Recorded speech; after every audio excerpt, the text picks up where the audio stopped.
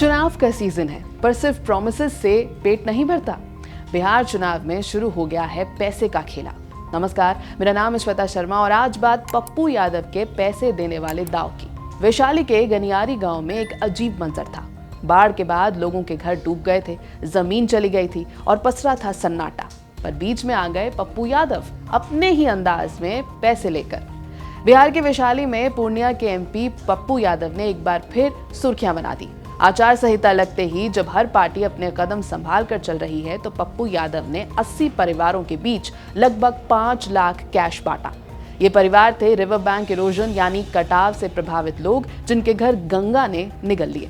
आचार संहिता के बीच भी पप्पू यादव ने कहा, चुनाव आया तो क्या, गरीब की मदद करना हम नहीं छोड़ेंगे। और फिर उन्होंने भीड़ के बीच जाकर 80 कटाव पीड़ित परिवारों को दिए 4-4 हजार रुपए। खाली हाथ नहीं आए थे, एक जज्बा लेकर आए थे। जज्बा था पैसे बांटने का। पर सवाल उठता है कि आचार संहिता के दौरान पैसा बांटना ठीक है? पप्पू ने जवाब दिया, भाई जिनके घर बह गए उन्हें किसी ने देखा भी नहीं। ये पैसा उनके लिए एक तिरपाल, एक पन्नी, एक जीने का सहारा जैसा है। चुनाव आयोग चाहे जो कर ले, हम मदद करते रहेंगे। उन्होंने चिराग पासवान और नित्यानंद राय पर भी सीधा हमला बोल दिया। उन्होंने कहा, आपके पैसे से अब 100 हेलीकॉप्टर उड़ते हैं, करोड़ों खर्च हो रहे हैं इलेक्शन में और गरीब मर रहा है बिना छत के। इन नेताओं को चुल्लू भर पानी में डूब मरना चाहिए। क्राउड चीयर करता है, कोई कहता है पप्पू भाई जिंदाबाद और एक पीड़ित बोले कि सब घर ढह गया, जमीन भी चली गई। अब पप्पू आए और कुछ मदद किए, कुछ तो राहत मिली। वीडियो वायरल हो गया है। भीड़ में पप्पू लोगों के नाम पुकार कर नोट बांटते दिख रहे हैं। किसी ने कहा यह पब्लिसिटी स्टंट है, किसी ने कहा असली इंसानियत। लेकिन सच ये है कि आचार संहिता लगने के बाद पप्पू पहुंचे उस गांव में जो बाढ़ प्रभावित था, ताकि बाढ़ की आड़ में पैसा बांटा जा सके। अब पप्पू यादव पर एक्शन क्या होगा? कानून के नजरिए से ये एक सीरियस वायलेशन माना गया। इलेक्शन के दौरान पैसे बांटना, चाहे मदद के नाम पर ही क्यों ना हो, मॉडल कोड ऑफ कंडक्ट का उल्लंघन और ब्राइबरी एक्ट के अंडर पनिशेबल ऑफेंस है। जब इसका वीडियो वायरल हुआ तो अफरा तफरी मच गई। इलेक्शन अथॉरिटीज ने तुरंत एफआईआर दर्ज की।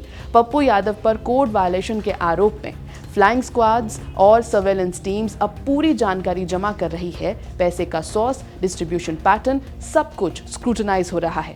इलेक्शन लॉ के मुताबिक ऐसे एक्ट्स पर section 171B of the Indian penal code लागू होता है, जिसमें 1 साल तक की कैद, फाइन या दोनों हो सकते हैं।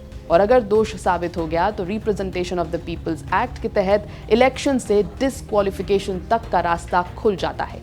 पप्पू यादव का कहना है ये पैसा सियासत के लिए नहीं, इंसानियत के लिए दिया गया। उन्होंने अपने स्टैंड पर टिक कर कहा कि ये मदद ह्यूमैनिटेरियन जेस्चर थी, ना कि पॉलिटिकल मूव।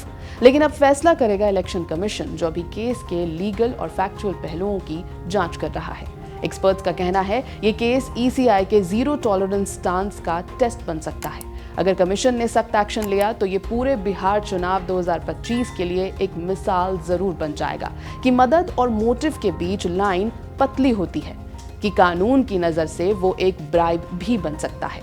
मैं हूं श्वेता शर्मा और आप देख रहे हैं बिहार के चुनावी माहौल में एक ऐसा किस्सा जहां मदद और मॉडल कोड के बीच की रेखा धुंधली पड़ गई।